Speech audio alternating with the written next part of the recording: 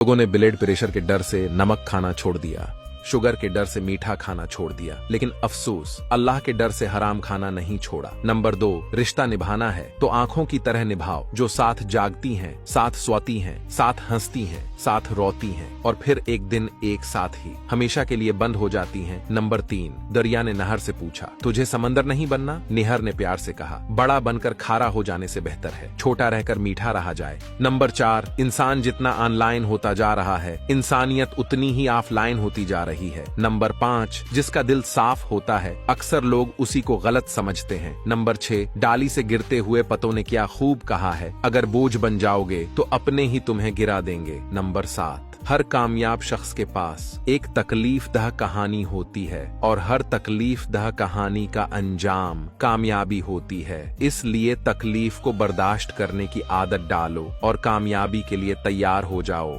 अगर आप इन बातों से एग्री करते हैं तो कमेंट में यस जरूर लिखें।